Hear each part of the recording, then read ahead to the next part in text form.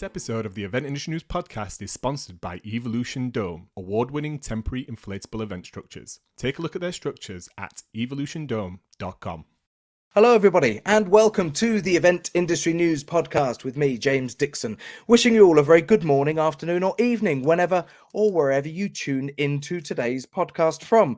And for a bit of context, as we always do pretty much at the start of each episode of the podcast, is give you an idea of roughly when we're recording these, because you know that they're often dropped or transmitted or put on the website a few weeks after we've done these. So it is Monday the 24th of July. And for those in the know and for those cricket fans amongst you, it is the day after Australia retained the Ashes in somewhat of a subdued manner owing to the classic British weather mid-July. And as a cricket fan, it's still sort of grating on me a little bit that cricket has once again shot itself in the foot. And the reason I say all of that at the start of today's podcast is that in a sort of somewhat serendipitous turn of events, we're going to be talking about the very venue in which the most recent Ashes cricket match took place. That is the Emirates Old Trafford in Manchester in England. People who listen to this internationally may know Old Trafford as being synonymous with the home of Manchester United Football Club. For those international podcast followers, you may not know that there is also another gigantic and internationally famous sports ground just down the road from the football ground, which is, of course, Old Trafford Cricket Ground, now the Emirates Old Trafford. So talking to us about today and about Destination Emirates Old Trafford and a huge sort of revamp and transformation of the event facilities and hotel facilities there, I'm delighted to bring our guest on. Our guest today is Angela Hobson, and Angela is the sales director at Emirates Old Trafford and joins me after what must have been a very long slog at work over the last week or so. Angela, very good morning to you. Yeah, good morning, James. Yeah, I'm here, I'm alive. I've put my makeup on so you can't see the bags under my eyes. I'm raring to go for another week. I do have a slightly hoarse voice, James, so forgive me. By the end of this, I may not have one, but I'll see what I can do. And as I referenced in the intro, Angela, you probably heard me saying that, you know, we do have a lot of international listeners who tune into the Event Industry News podcast who may not be familiar with the idiosyncrasies of cricket as we are. And the reason that Angela is probably feeling a little bit weary on this Monday morning is, of course, that Test cricket is a 5-day match, isn't it? You know, a test cricket match takes 5 days. So the test started on Wednesday last week. It starts at 11 o'clock every morning, the match. But of course, you will have hospitality and things starting from first thing in the morning right up until the evening after the match finishes at sort of 6:30, 7 o'clock each day. And no doubt preparation before that. So you must know the venue intimately on this particular day. My feet certainly do, yeah. But I think, test matches are pretty brutal. They're pretty relentless. They're really, really good fun, really good high energy. You know, years of planning, really. You know, 18 months, I would say, of kind of planning this. And then there's the delivery of, ultimately, it could be up to a 5-day event. And in this case, it was. We had 4 incredible days. Obviously, Saturday was a little bit iffy, but you know what? The energy of the crowd and the energy of the guests in the hospitality spaces was amazing. So I don't think they anticipated that there would be any play on that day, and that ended up being play in the afternoon, as you know. But yesterday, let's not talk about yesterday. It was pretty horrific. Yeah, well, we're not here to talk exclusively about cricket today. It just so happens that Angela works at one of the most legendary sort of cricket grounds in the world, really. And I'm a cricket fan. And for those of you, again, who are not in the know, yesterday there was no play due to rain, which means that if there can be no play and the match isn't completed, it gets called a draw. As a result of being called a draw, the series is drawn, the series can only be a draw. So Australia take the trophy home again, and we wait another 18 months before it can be picked up. But that's not why we're here today. We're not here to just be disgruntled about cricket. We're here to talk about Destination Emirates Old Trafford. And this is a transformation that it has been, I've no doubt, years in the planning and years actually in the delivery as well, Angela. So let's talk a little bit about what was on site there, and maybe look at the chronology of where we find ourselves today. So how far do we need to rewind to sort of get to the beginning of the process that was undertaken? I think now where we're at as a venue, we've had a £45 million redevelopment really over the last, I would say, 15 years. So I guess, to kind of retain test match cricket, which is really, really important for the venues, you've got to make sure that you've got a venue that is an incredible venue to host test match cricket in the first place. Obviously, the club has been around for, over 100 years. So Absolutely, yeah. it was, an incredible ground, but a very kind of old ground. It was becoming tired. A lot of the spaces were quite worn and outdated. It started to go through a process of redevelopment to make sure that it could still retain test match cricket, basically. But the other kind of basis behind it was to create this sustainable business model whereby in years that you don't necessarily have a test match or an Ashes, which obviously generates millions and millions of pounds, that as a venue you were able to kind of support cricket by having 24/7 in terms of events that could take place throughout the year as well.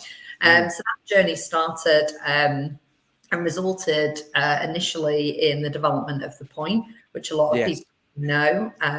So the Point was basically came about 13-14 years ago, and it's a big red box that's significant of kind of what it looks like. And it's a little bit controversial at the time, actually, when it started to get built, because of how modern and innovative it was for to be there at a cricket club. Well, I was going to say, yeah, because as a cricket club and as a cricket club with significant rich history in the game, there is an old school mentality that sometimes surrounds the sport, and huge leaps and developments like that with this ultra modern looking amazing building. And maybe the first thing we do is direct people to sort of Google Emirates Old Trafford, who maybe are listening to this and don't have an image in their mind about what this does look like. Is maybe just quickly go on your phone now and Google Emirates Old Trafford, and I would hazard that one of the first images that returns on your search will be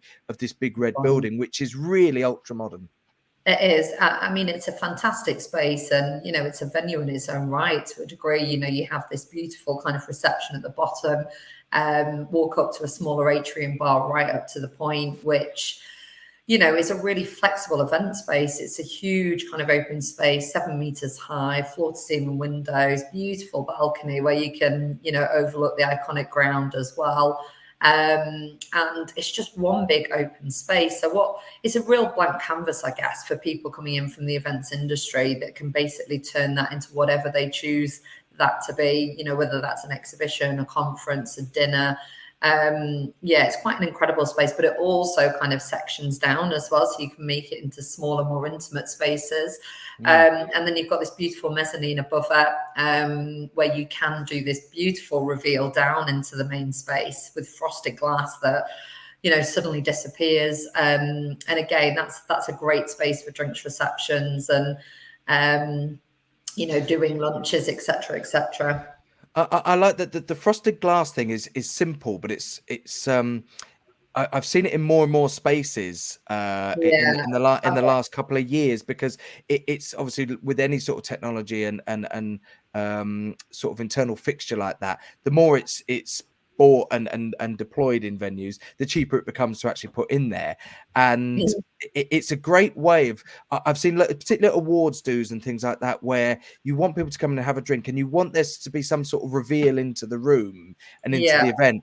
And we used to do that with pipe and drape and curtains, and having people sort of lift the curtains apart to do that. And how brilliant now that you can sort of deploy this type of sort of internal sort of design into a building and just do something at the click of a button.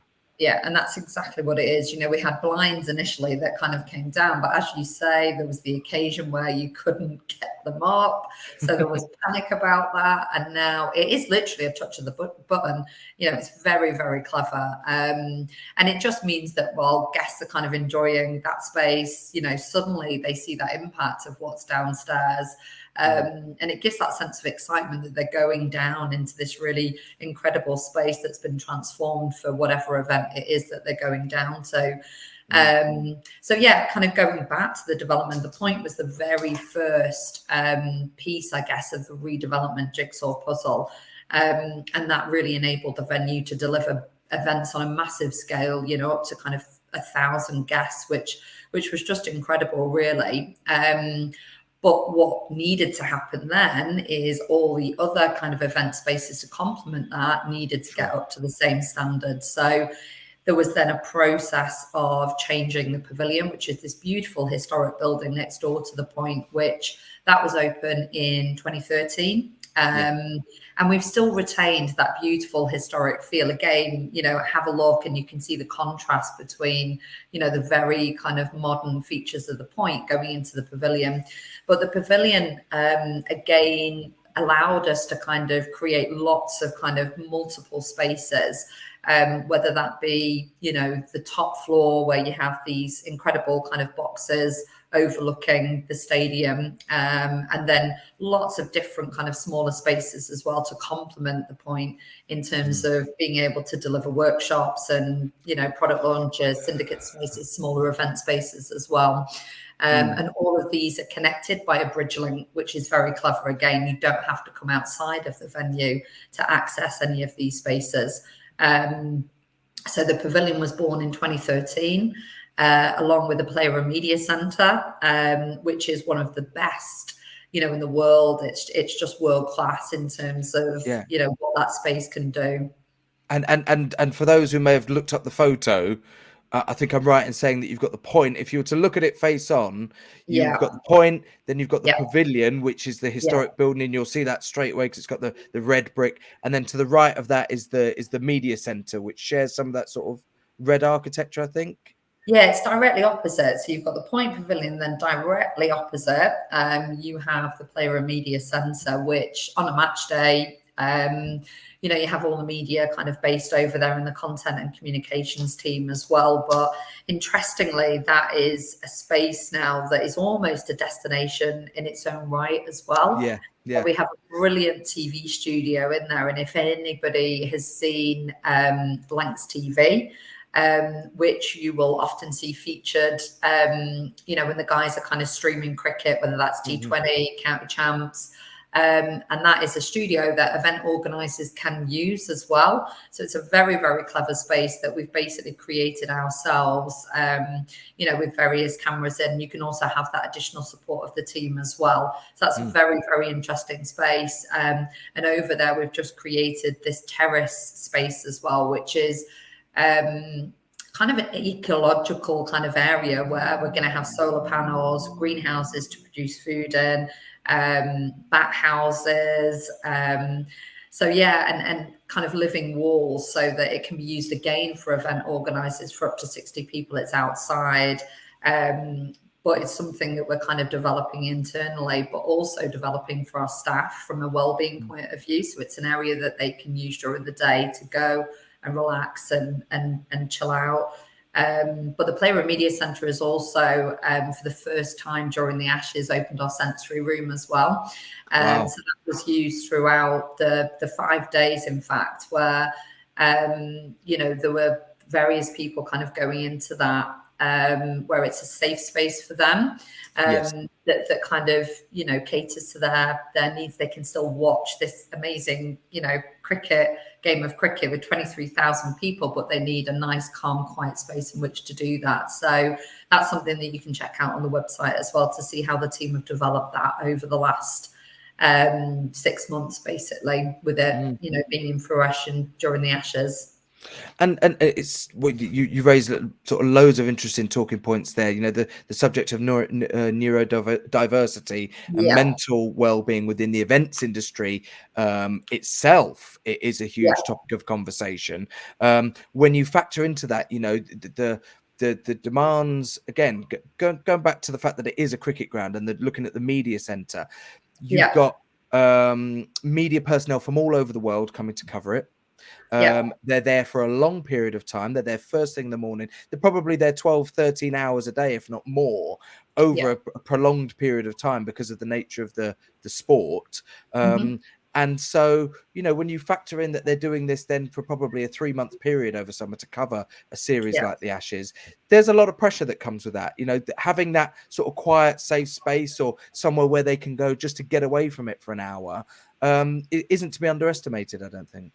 Yeah, and I think it's basically we recognise as a club that we need to cater for a diverse range of people and guests coming through the doors, and we want to be welcome to everybody. So Mm. it's creating these kind of safe environments in which everybody can be part of that, because we appreciate that there's a lot of noise and energy that comes with hosting, a game like the Ashes or even T20 cricket or 100-ball cricket.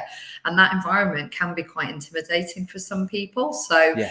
just creating these different environments in which they can come. And you're right, I guess, from an event industry perspective, when people are working on concerts or cricket or events in general, they're often long, intense days. So if we can create these environments in which people can escape for a certain amount of time, then it will be an incredible space for people, to just download a little bit and kind of re-energize, I guess, in some sense as well. So yeah, it's basically a very, very unique space, and we're hoping to promote that a hell of a lot more so that people can see the different kind of elements that are part of the whole of Destination Emirates Old Trafford. Fabulous, Yeah, and I guess following on from kind of the point, the Pavilion Player and Media Centre, the big kind of development at the club was the opening of the Hilton Garden Inn. Well, I'm pleased you said that because I wanted to bring the hotel into the conversation, Yeah. because having these flexible event spaces, having such a broad selection of event spaces is great, fabulous, but effectively now, to make that even more relevant to people, you have to have some sort of on-site accommodation now, don't you? It's absolutely sort of mission critical to a venue of your size and operation. So yeah, I'm pleased you brought that up, and let's move the conversation onto the hotel and about the development there. Yeah, so we for those that may have been to the venue a while ago, we used to have what was called the Old Trafford Lodge. So as you can imagine, when we developed the point and the pavilion, so we had these amazing kind of spaces. The hotel that we had just did not complement the quality of what we had from a venue perspective. So then came the pursuit, I guess, of the development of a hotel that could basically complement the quality and the standard that we had. So yeah, we opened the Hilton Garden Inn about 5 years ago, I think it was now, and that resulted in a hotel that is part of Emirates Old Trafford. We manage it, we own it, it has the Hilton name. So obviously we have to ensure that the standards are, exactly that of Hilton. So it's 150 bedrooms that we have, beautiful restaurant. The point of difference with that hotel is that we have pitch facing rooms. So again, anybody that watched the Ashes over the last 5 days would have seen people on those balconies watching the cricket. We turned a couple of the floors into hospitality spaces as well, so guests can enjoy hospitality. We take out the beds, we put in informal furniture, and then they go out onto these beautiful terraces where you have 10, 12 people watching the cricket. Same for concerts, which is an amazing product. So for concerts, again, people are looking down onto the 60,000 kind of crowd, and they're looking very smug from their balcony. They have a nice bathroom, they have a bed, they have a fridge where they can put all their booze, and they can order takeaway food from the hotel. So it is a very, very good quality experience. But even as a hotel, I mean, it's amazing. How many hotels have a balcony where they can just sit and relax after being at an event, and just kind of get fresh air, just kind of be out in the open. So again, from really a health and well-being point of view, I think the hotel is really special in that respect. So yeah, I was going to say, but also, you know, without putting too fine a point of it, you know, your job title, as people will see on the screen, is sales director. And when Yeah, you've got those sort of that sort of real estate in your armory, you know, yeah, for event, not just the sporting events that are there, you know, that I'm not going to say it makes your job easier, but it gives you more options, doesn't it? You it know, does. Yeah. that is an attractive option to people. Yeah, and definitely, I think we 100% saw an uplift in what our business was delivering from an events perspective. As soon as that hotel went up and we had 150 bedrooms, you know, it changed the face of what we could do. So from an event organizer perspective, they want something that is all in one, you know, kind of destination, I guess. So, Yeah. you know, they point, the pavilion, and the hotel, and you literally walk from one space to the next. You know, there is a bridge link interconnecting every single one. So it's very special, very fantastic, and very easy, you know, along with the car park, the fact that the tram stop is literally, you know, 2 minutes Yeah. from the hotel that'll take you into the city centre. The fact that the airport is 20 minutes away, it's a really, really easy kind of place to get to. Well, Yeah. you've just sort of preempted exactly what I was going to say next, which is that you know, from a location point of view, you know, it's Yeah. very, very accessible from the airport, aren't you? You know, Yeah. you whip up north from the airport, pick up the M60 for a couple of junctions, and then you're straight into Old Trafford. Yeah. And so since the development of the hotel, particularly, so you're able to offer on-site accommodation. What has the uptake been like in terms of international visitors, or even, you know, the improvement in event clients who are now able to fly guests in even from, you know, an hour away, Yeah. I because think, of that offering? yeah, I think we're becoming more globally recognized, definitely. You know, certainly because, you know, of lots of the kind of major international events that we do as well. Certainly, I think during Cricket World Cup that took place in Yeah. 2019, you know, that was a very kind of global audience that was coming over to Manchester and to the stadium. So, Hmm. you know, with the India-Pakistan game that we had and the other two India games as well, there was a lot of kind of clientele coming over from there and all over the world, in fact, to kind of come. But that in itself, you know, allowed us to kind of showcase to the world what kind of venue facilities that we had. So I think those international events really help. But also the One Love concert, you know, that happened years ago, that Absolutely. was a Yeah. global platform. You know, whilst nobody wanted to deliver that event because of the context that it came from, it obviously demonstrated again, you know, the venue and what it could deliver. So I think that helped from an event organizer point of view, you know, from an international perspective. So certainly the association market in Yeah. recognizing this as a space where, you know, we could hold big events in the point. They could then deliver, you know, what they needed to in the pavilion, and they had a hotel to stay into as well. You know, and that's further now, that further improves the offering with the new development, so that we can kind of touch on. Yeah, I was keen to ask you about that because, you know, aside from enjoying cricket, I'm also a big music fan, Mm, and I don't know whether or not it's just maybe something I'm imagining, but I seem to have seen, certainly since the One Love concert, more live music events coming to Emirates Old Trafford, yeah, and the couple of things to sort of maybe pick up on. Number one is the iconography of the actual ground itself. When music concerts take place in sports stadiums, it can look a little bit the same. You know, you look at yeah, videos of concert tours, and one stadium is a stadium. You know, a football yeah, stadium. Your venue is because of the architecture, because of the buildings that you've got, and there are different, but it does become quite an iconic look when you set up a big stage there and you see the other buildings dotted around, combined yeah. with the fact that the development over the last decade or so, presumably a lot of the infrastructure that has been put in during that development has gone towards focusing it and being able to offer it as this sort of huge outdoor concert venue. Yeah, definitely. I think when you see concerts at Emirates Old Trafford, it's kind of like a festival feel, isn't it? Mm, It's outdoor. Everything kind of comes to life. So we have a specific area of the ground that we leave open that won't be developed on ever. It's almost like a gap where the concert stage production goes. So that will always, be kept as that, so that in June or post-season we can deliver concerts. For cricket, we put a big temporary stand on that space. That's the as party well. stand. That's the party stand, the crazy party stand, where everybody goes a little bit wild. So that's on cricket, but it's also an open space that event organisers could actually use as well. If they need to put up additional marquees or, even kind of use of kind of outdoor space, that is a space that they can use as well. But for concerts, definitely it comes alive, and that is part of the club strategy in terms of delivering these events from a commercial point of view, but also from, I guess, a PR platform point of view as well. Because if we can deliver an event for 60,000, it makes this a really credible venue. We can operate on a scale where we have that number of people in.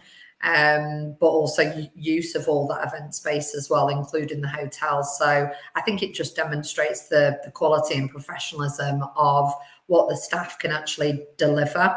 And we can scale it up, we can scale it down as well. Anybody who's seen that temporary stand that's been put up recently, that gets put up for the cricket, that holds several thousand people. To make that sort of, I'll use the word sacrifice for now, but to sort of sacrifice that development potentially as a permanent stand in place of having that space available to put up a huge concert stage. It's hard standing underneath it, I presume, which makes the erection of a concert stage much better, than on an actual sort of pitch or something like that. What was the sort of decision making process, or was there a process in place to decide, look, we're not going to develop that as a permanent stand, we're going to keep that as a space? Yeah, I think again it allows us to be flexible. That's the key point. We already have lots of venue space, and we also have a hotel. Obviously, we now have an extension to that hotel, which we can chat about, but it needs to be kept like that so that we can flex to make sure we can increase our capacity. There may be certain games that we don't need, an 8,000 temporary stand, which is what we had for the Ashes. It could be that we just need 4,000 or 6,000. So it gives us that flexibility to do that. But it also gives us that flexibility, as I said before, to do concerts or to use it, for another use at the end of the day. So I think for now that will be the case, because as I say, that will always be part of the club strategy, I think, moving forward. So yeah. And of course, some big names.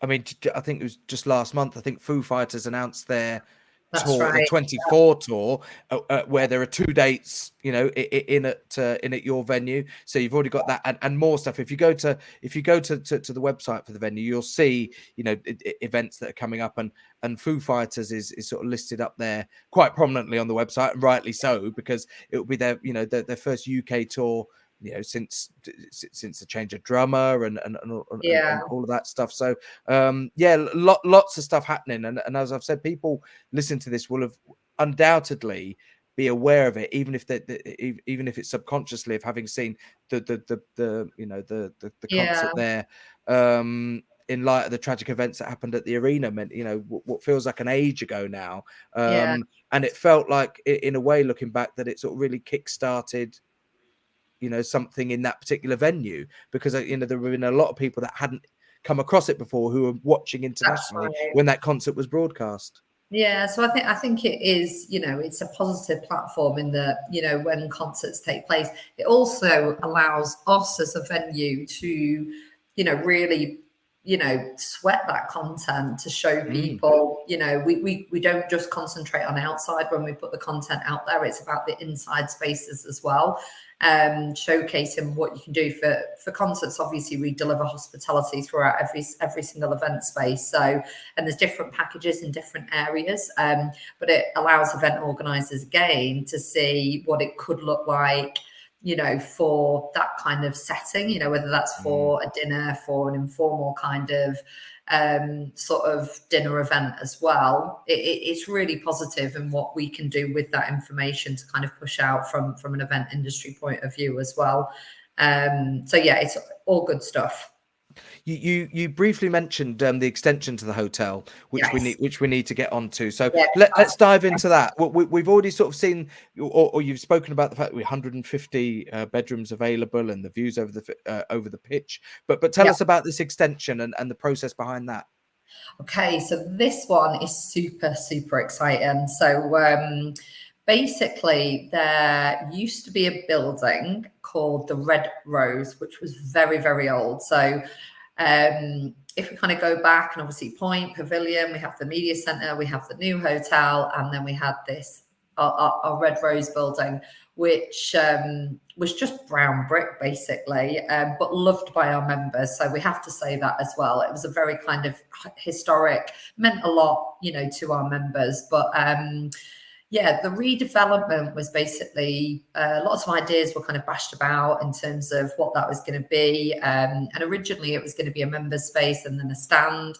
And it was actually in lockdown in that first year in 2020 when Yorkshire were playing Lancashire behind closed doors. And our CEO started talking about developing an extension to the hotel. Because again, we believe that in the future, the return on investment with developing the hotel, because the current one is so successful, why don't we extend the number of bedrooms that we have? And that will enable us from an events perspective to deliver events further, because we'll have 250 bedrooms and our capability obviously as a venue space is 1,000 people. And that was one thing we were talking before, James, before coming on air, about research. So we did a lot of research behind this to try and understand that from a venue perspective, what were people looking for in terms of the number of hotel bedrooms? And it appeared to be that 250 was this kind of sweet spot in terms of what they needed for these bigger events, where they were maybe delivering 400, 500, 600 delegates. Sure. So we basically set about, creating this vision of an extension to the hotel that also had, a venue space within it, but also had potentially a heritage museum as well, because that was one thing that the members of the club, really wanted. That was something that was really important to them. So yeah, that was back in 2020, and for the Ashes, you may again have seen on the TV or go and look at the website again. The hotel is developed now; it's there. The only thing that we're waiting for is the hotel bedrooms to come online, which will be October, November time. Right. That will then mean that we've got 250 bedrooms and a further 50 that are pitch facing as well. But the event space opened on the first day of the Ashes, which was amazing. just incredible. Yeah, really, really incredible. No doubt a proud moment for the club, and it's important to point out maybe as well the sort of maybe the structure of these types of stadium, in that it is Emirates Old Trafford. It's an international cricket ground, but fundamentally it's the home of Lancashire County Cricket Club. And when you talk about the members, they are who you're referring to. It's the members of Lancashire County Cricket Club, and I guess that all of this development, as well as developing it as an internationally renowned venue and destination for events and an international cricket ground, there has to sort of maybe be a fundamental appreciation for the history and the day-to-day activities that go with the actual county cricket club that ultimately are responsible for the ground, and their input, no doubt, is constantly sought when these developments are taking place. Yeah, that's right. And the members will get to enjoy that space tomorrow, because we have a county championship game tomorrow. So none of our staff can rest on their laurels, bless them, because we've come out of 5 days of Ashes. We have a little bit of downtime today, but we've got to prepare for tomorrow. So members will see that space for the first time, which is going to be phenomenal. But yeah, the opening of that space, it was an incredibly proud moment, I think, for all of us, because we had a company in there called Corinthian Sport, who have their Pegasus Lounge. So they came in it for the first time. So they've made a significant investment to the club, and we have a great relationship with them. And they were able to deliver for 180 guests across 4 days of the Ashes. So they were really pleased with the space, because it's completely different look and feel to anything else that we have. It's almost like walking into the Ivy, actually. It's a really beautiful restaurant space. It's quite an industrial sort of look and feel. It's really modern. It's really vibrant. It's got a completely different vibe to anywhere else. So again, I think from an event organizer's point of view, it will be something completely different. And from an audience point of view, we can target different kind of groups and opportunities because it's great for networking, great for product launches, great for lunches, dinners, and even a completely different conference space. I think people are always looking for something new and innovative to use, and I think this space will give that to people. And alongside that, it has this huge kind of balcony directly outside, which during the cricket people can watch cricket on, but for concerts they can watch concerts. And then again, for event organizers, just imagine kind of having a beautiful drinks reception out there overlooking this amazing ground. I think it's going to be something quite special. But all of that, the development not only has that event space in the hotel, it also has a lot of outdoor space kind of trailing from that hotel to the current hotel that we have. So we have Jimmy's Bar, which has been named after Jimmy Anderson, which is all branded up again. You can see that information on the website.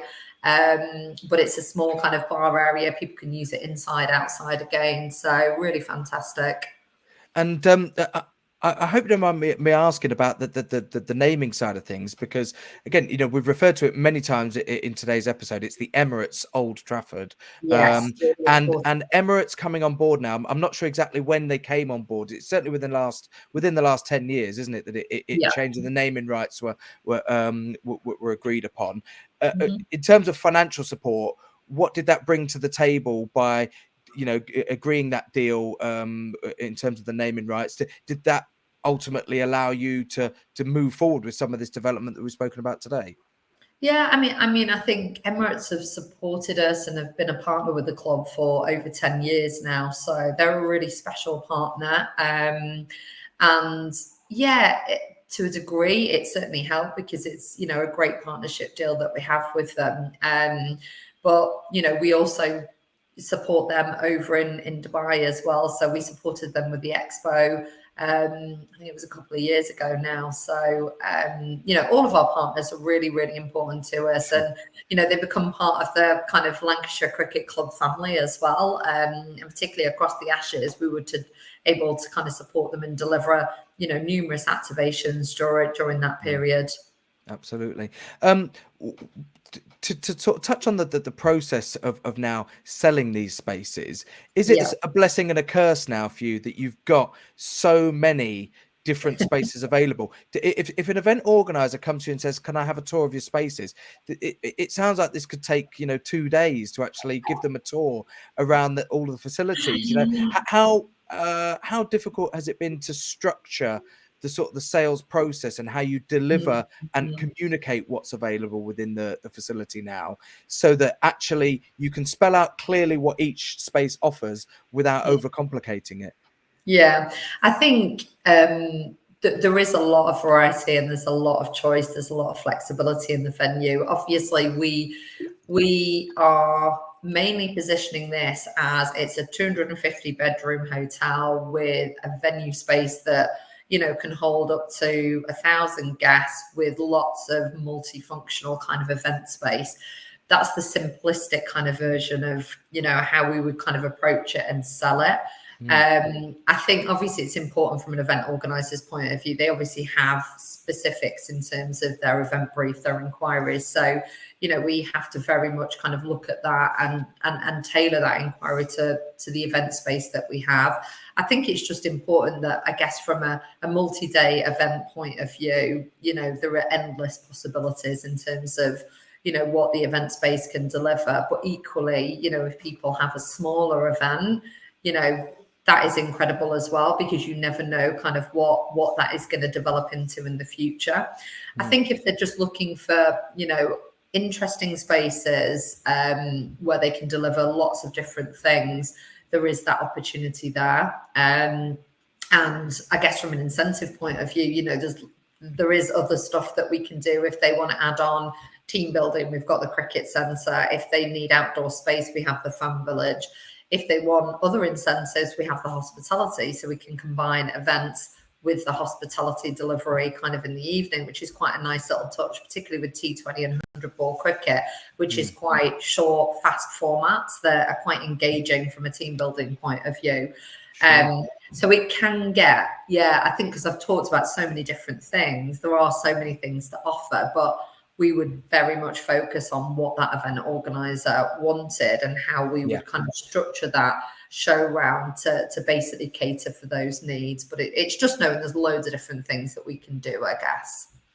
And I suppose as well, for many event organizers, you know, the attraction to their clients of being able to publicize an event that has the words Emirates Old Trafford as the venue. That's a big thing for event organizers. If you can announce the venue of your next event, your next conference, your next trade show, your next team building event, and it's got those words in the invitation or on the email to it, that's a huge sort of flag that event organizers can wave. And presumably that because of there's so many different spaces available, that does open it up to more event organizers now who maybe in the past couldn't have seen it as a viable option because there weren't as many flexible options as they maybe need.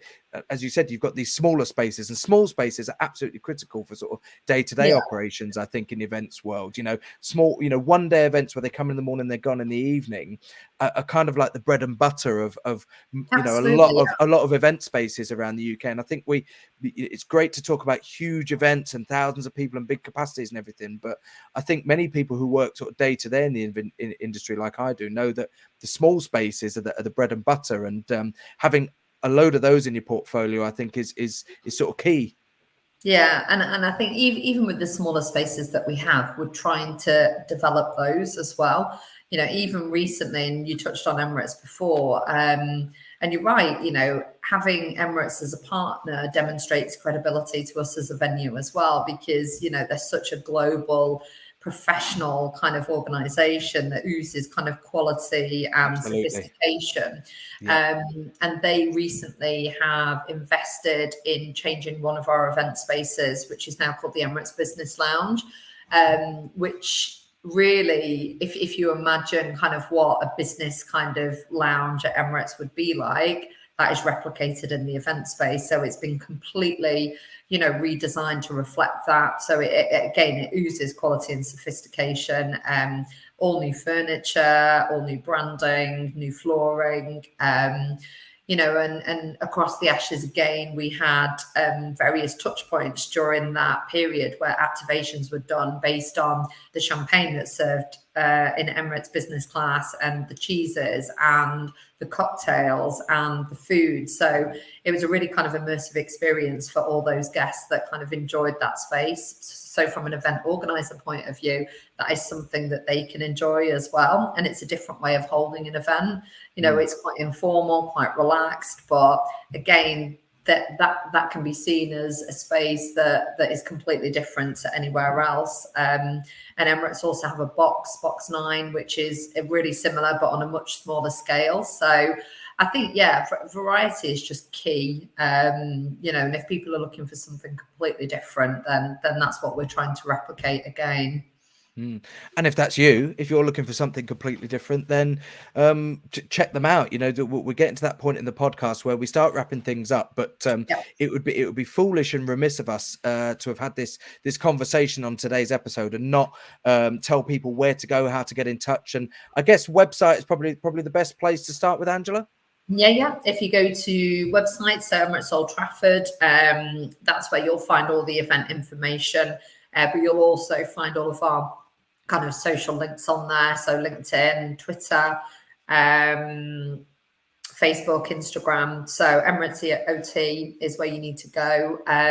Check it out. Obviously, if anybody is interested in coming over, seeing the venue, then please get in contact with the team. We'd be delighted to take you around, show you that northern kind of hospitality that we can offer. Absolutely.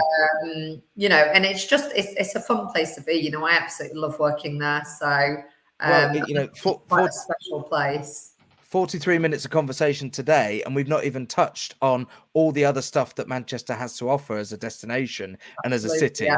you know, and you know, for people who maybe are not familiar with the geography or where the venue sits within Manchester, you know, you are literally on the doorstep of the centre of the city. You're a matter of minutes away from all of the other hotel offerings, all of the other great venues and culture and history that Manchester has to offer. And as a man who comes from West London originally, but who has lived in the north of England for 25 years and is only 37 miles from Manchester, I can assure you, if you've not been there before, just go, because you'll have a great time It is a cool as a place. city. As a Yeah, it's a city. cool place, and it's growing rapidly. It's crazy. It is. We come to the end of today's episode, and just time to wrap up with a few little bits of housekeeping, as we always do. Our thanks to Angela Hobson, the sales director at Emirates Old Trafford, for joining us today. And once again, please do check out, you know, Destination Emirates Old Trafford. Google it. You know, you'll find it really easily. And when you land on their website, there's a great tab, really easy to spot at the top of the website, that just says event spaces. And have a click on there and have a look through, and get in touch if you want a tour. If you want to find out a little bit more about what Event Industry News is up to and what's happening in the industry, go to eventindustrynews.com if you're listening to this today on your podcast platform, and check out the latest news features, special supplements that are on the Event Industry News website, as well, of course, as the A to Z supplier directory. If you work in the industry and you're looking for a supplier or a service to help deliver and run your event, then chances are you will find that supplier within the A to Z supplier directory on the eventindustrynews.com website. If you're already on the website today and you're watching this podcast via the podcast page on the website, thanks very much for tuning in. And don't forget to go in the opposite direction. Make sure that you're subscribed to the podcast via audio, wherever you get your podcasts from, whether it's Spotify or Apple Podcasts, etc., etc. Search for the Event Industry News podcast. You'll find us on there, and make sure that you hit subscribe, which brings us neatly and nicely to the end of today's episode. My thanks once again to Angela Hobson from Emirates Old Trafford for joining me today, and we'll see you on the next edition of the podcast. Goodbye, everybody. Bye.